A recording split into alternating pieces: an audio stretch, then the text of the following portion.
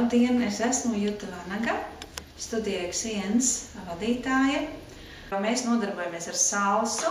Mēs esam tie, kas Latvijā ieviesa salsu, ka salsa ir viena no aktīvākām fiziskām nodarbēm, kas palīdz arī atbrīvoties no liekiem kilogramiem.